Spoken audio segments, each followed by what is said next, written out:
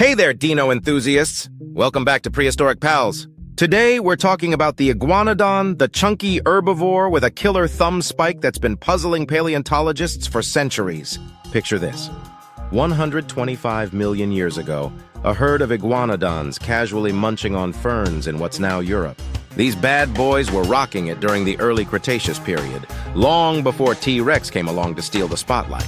Now, let's talk about that thumb spike. Seriously, who thought giving a plant eater a built-in dagger was a good idea? Well, Mother Nature, apparently. These thumb spikes were probably used for self-defense or maybe foraging. Imagine trying to shake hands with an Iguanodon. Talk about a prickly situation. When the first Iguanodon fossils were discovered in the 1820s, scientists had no clue what they were looking at.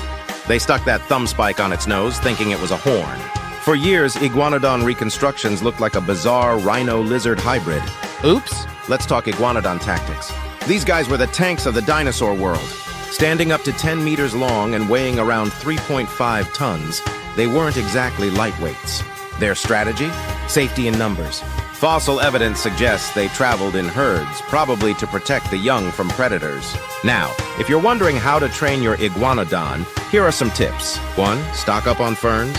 These leaf munchers could eat a small forest for breakfast. 2. Invest in a good manicurist. Those thumb spikes need regular trimming. 3. Get ready for some heavy lifting.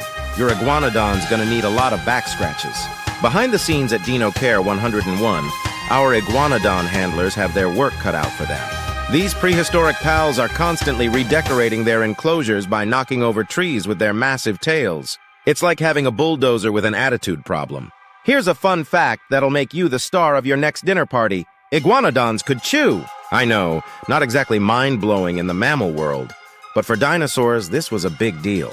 They had these fancy tooth batteries that allowed them to grind up tough plant material. It's like they had built-in food processors in their mouths. Now let's take a moment to appreciate the Iguanodon's glow-up over the years. We've gone from rhino lizard to upright kangaroo dinosaur to the more horizontally oriented horse-like stance we know today. Talk about a makeover montage. In our Iguanodons Got Talent segment, we've got some of the funniest fossil poses. There's the I've fallen and I can't get up specimen, the caught mid-sneeze skull, and my personal favorite, the fossil photo bomb, where an Iguanodon tooth ended up in a carnivore's stomach. Nature's little practical jokes preserved for eternity. As we wrap up, remember, Iguanodons may not have been the flashiest dinosaurs, but they were the reliable minivans of the Cretaceous. Sturdy, dependable, and with enough room for the whole family. So next time you're munching on some leafy greens, give a little nod to our Iguanodon friends. They perfected the plant-based diet millions of years before it was cool. That's all for today, Dino fans.